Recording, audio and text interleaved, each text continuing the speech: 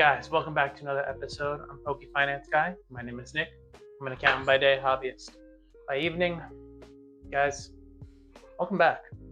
This is going to be a monthly recap and forecast episode for Friday. Remember, again, Fresh Friday, we're going to be switching it up here and there. So the monthly recap is basically I'm just going to go over basically what happened in April from my eyes and from my perspective, from what I've seen. This isn't going to encompass everything, but we're going to target and hone in on basically the front. So we're talking, sets such as Perfect Order and Destined Rivals, Ascended Heroes, Phantasmal, Mega, so on and so forth. Basically a lot of the hot stuff right now. And then the forecast is going to be what I think is going to happen probably the next 6-7 months, maybe less. We can get into it, but for now, let's just get into the nitty-gritty of it.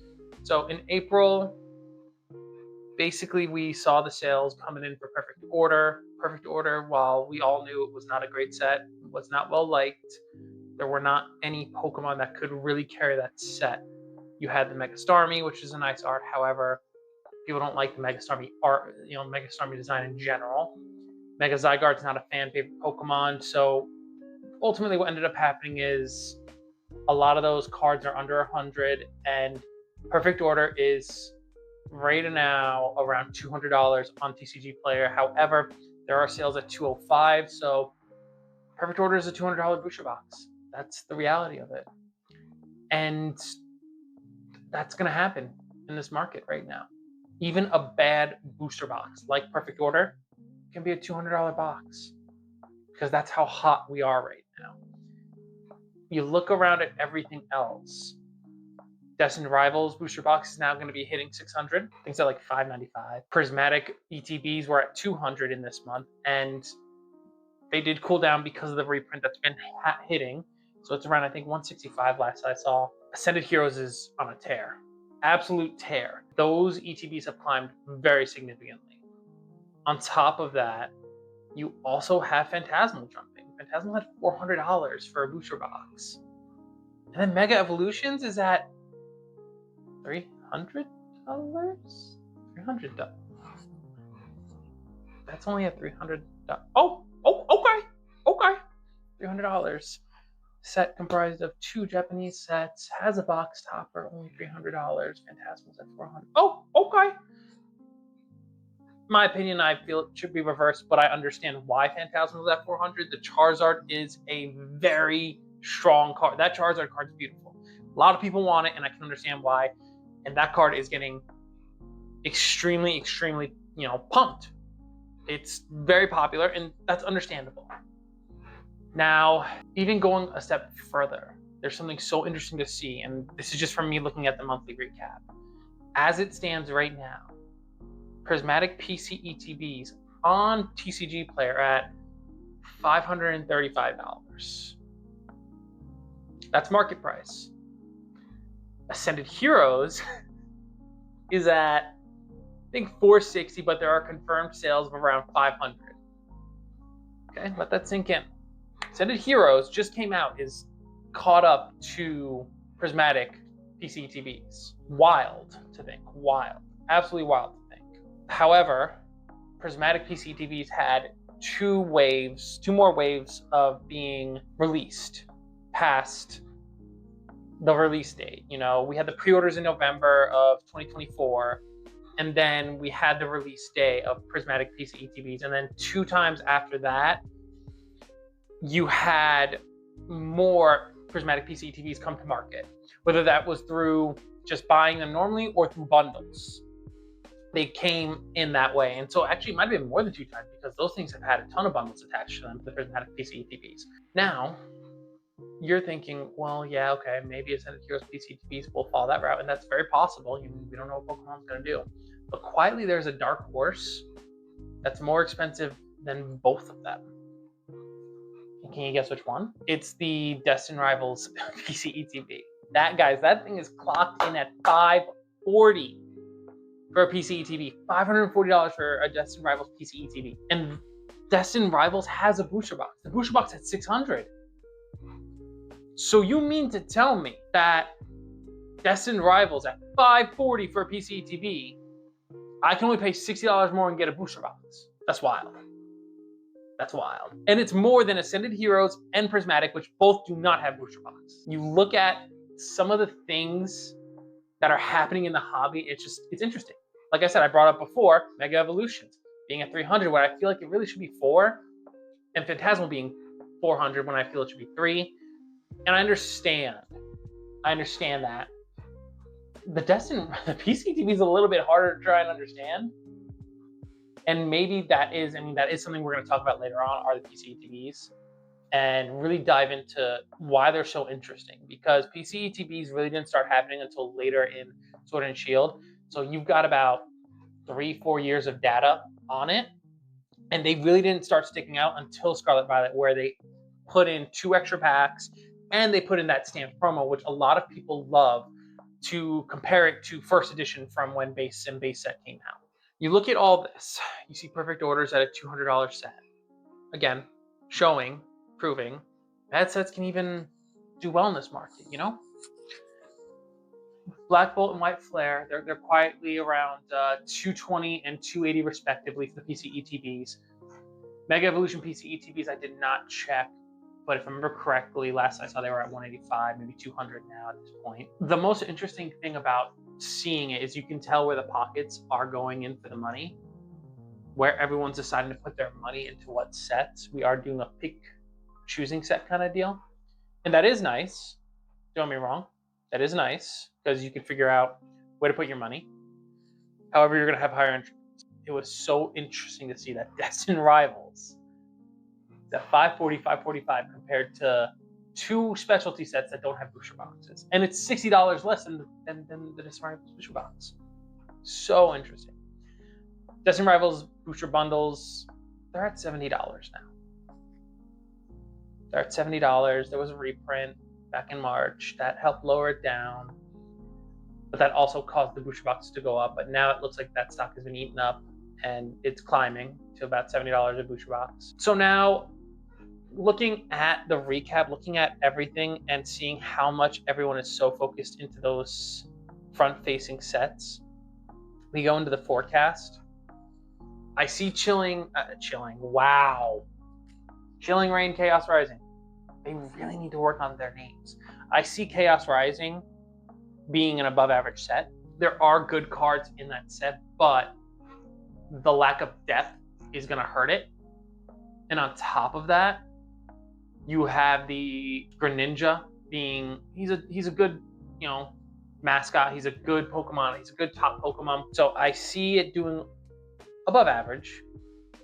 The booster box is going to come out and it's going to go down to, I think it's at 245 right now. It's going to drop down to like 220, maybe 215. The sets, it's just a proven point right now that bad sets are still going to be over that $200 threshold. The psychology is we're not going below 200 right now. It seems like there's too much money where if it did, it would just bounce right back up. Perfect Order being at 205 right now is $200 is a testament to it. It's a bad set, and the floor for it is 200, which is crazy. If Chaos Rising does not get a reprint in about 4 to 5 months from being dropped, that set's going to go to 300.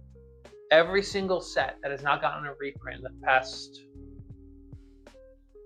I want to say 5 months of being released, has had dramatic increases. Destined Rivals the biggest, obviously. It jumped from 200 to 400. And just look at what's happening as the months go. It's jumping up and up, and now it's at 600. So I predict that Chaos Rising is going to jump to that, 300, maybe 350 mark come September time. Now, in terms of the Darkrai set, Pitch Black, we just got, looks of the art today. And a lot of people aren't liking it. They don't like that the Mega Chandelure is there. They don't like the Mega Excadrill. The Mega Darkrai kind of looks like he ate something and it didn't sit well with his stomach, so now he ballooned. And you you look at the cards that are on the art, and then you look at what's been revealed already for the promo, which is Zarude, the promo for the ETB. It's not the greatest looking set right now. And so what I'm thinking is going to happen is Chaos Rising is going to have a good amount of, not a huge amount, good amount of hype to it. It's going to be above average set, like I said. People are going to want that Greninja. People are going to want a couple other the IRs. And then after that, we're going to get into our summer months. And people aren't going to want a lot of the Pitch Black set. It's a Darkrai set. And it's a one set too. That comes out in July, mid-July. People are going to be away. That will probably, again, unless there's a huge shift in the next 2 months, it'll probably go down to 200 max, or should I say minimum? It'll go down to 200 minimum. But then it's going to stay there. It's not going to go down further. The market's too strong right now. If they see anything dip below 200 for booster box, they will eat it up. Now I can go further down the line and say, oh, well, what about the next couple months after that? Oh, well, I mean, once we hit the 30th and the Rayquaza, it's going to go mental again. We're going to be on another hype run. Now, I could be wrong about this. The next couple months could hit hard. I think the real test is going to be these next 4 months. I think the next real test is going to be how well is the market going to hold up now.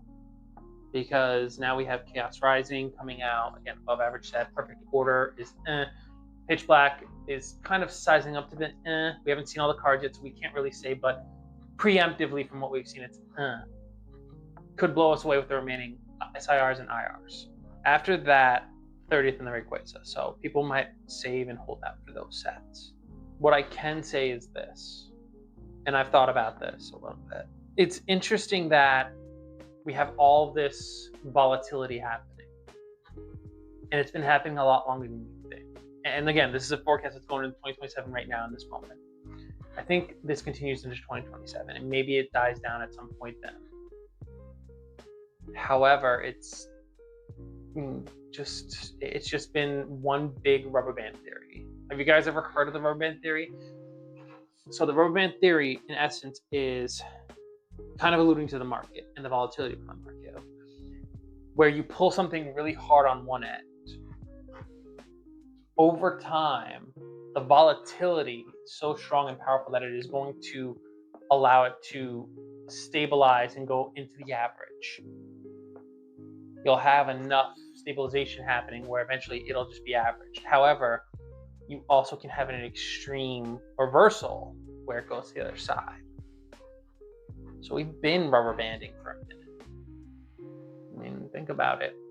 The last time we really weren't, in my opinion, was around, the last time we haven't done it is, I would say, when Silver Tempest and Lost Origin had come out.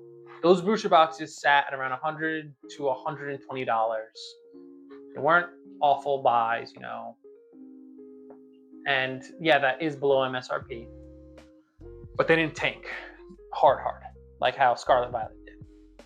Now, when we go to Scarlet Violet was awful. The first part of Scarlet Violet was terrible. Absolutely terrible. You had Scarlet Violet base, you had Paldea, you had Obsidian, you had Paradox. All of them were under MSRP. Way under. We're talking $90 booster box. And that's where the rubber banding, in my opinion, really began. Sword and Shield at that time did get a couple more reprints. Crown Zenith was plentiful everywhere, and it was also getting hit hard. However, every other booster box started seeing run-ups at that time. Every other one of them for Sword and Shield. And it's because people hated Scarlet Violet. And so the rubber band theory really started happening right then for Scarlet Violet. You had this strong negativity, pullback, volatility, not hitting an average mean. And, there was the case of 151.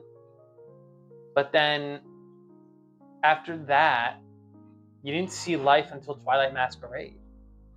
And that's the interesting part. A lot of the sets in the beginning half of Scarlet and Violet that were so negatively criticized, in reality, a lot of them are still not doing the greatest right now. If you look, they're having small, quiet run-ups, but they're not going hardcore like how Sword and Shield did once Sword and Shield block was done. Now there are exceptions. 151, Mr. Paldea. They had a couple of good sets that were, went up there. But if you look now, anything pre-Surging Sparks is not having huge run-up gains like how you see with Prismatic or Destined Rivals or Mega Evolution. Even Journey Together is doing really well. The Rubber Band. Back to the Rubber Band. We were so negatively holding and strong, powerful against wanting these boxes even at $90. And now the Rubber Band shoots back the other way. Now booster boxes come out and they're around 200 minimum. Destined Rivals, $600 box. Mega Evolutions, $300 box. Phantasmal, $400 box. Extended Heroes, $160 in ETB. Prismatic Evolutions, $200 in ETB. Oh, reprint, okay, 170-ish. But still, you look at how it's working, and the volatility is there, and it's been there for a long time. And what Pokemon is trying to do is trying to find that stabilization, but they just can't because of the demand. My guess in the next 4 to 6 months is, I think we hold on that side of the Rubber Band of very high volatility still but that could change just like that. Just like that, we could be in a whole new market. A lot of the scalpers leave. People who use bots, they're not getting inventory like they should. They go, and the next thing you know, Pokemon just drops more reprints. Bots and scalpers don't come back. Prices start dipping harder and harder, and then next thing you know, we're in a whole new world. Now the 30th comes along, more people come back in, yes, but again, 50% people leaving compared to 30% coming in, you still have 20% people less. Do I think that's going to happen right now with what I'm seeing? No, I don't think that's going to happen. However, that could change on a dime. So to recap, past month has been very hot still. Very, very hot. Will continue. My forecast is it will continue to be hot. Even in the summer months, we will see a little bit of a tick down. However, people will be saving most likely a little bit of their money for what's going to come for the end of the year, which is the 30th and the Rayquaza set, in that order, in my opinion. They haven't said anything yet about the order, but I think it will probably be like that. We'll follow suit to like the 25th, where the 25th came out and then Fusion Strike came out. So I would say the 30th and then the Rayquaza set. And then we're going to go into 2027 very, very high and ready for another high-class set. We don't know what that's going to be. We'll probably get a little bit more info probably in the summer months. And it should be interesting. It is interesting how everything Surging Sparks pre is having quiet gains. And they're interesting to look at. Very interesting to look at. And Ascended Heroes being at the same point that Prismatic is right now is very interesting too. However, take another note on it. Prismatic has had, not huge, but it had an ETB reprint and it's just been gobbled up. It's still being gobbled up right now. Prismatic has had a good amount thrown into it. And Ascended hasn't yet. My guess is that it probably will be. And we'll see what that looks like soon. We'll see. In any event, I want to thank you guys for being here. Hey guys, so while I'm editing, I realized that I had an incoming call and basically it messed up my audio with my visual. So basically, TLDR, I want to thank you guys for watching this video. Hit the like if you liked what you watched. Comment below, do you see this ending with Chaos Rising and Pitch Black coming out? And then subscribe if you want to see more. I put out 3 videos a week. I do appreciate you guys sitting here listening to me rant and rave. And yeah, I mean that's really all I had to offer at the end here. And well, that being said, I'm out.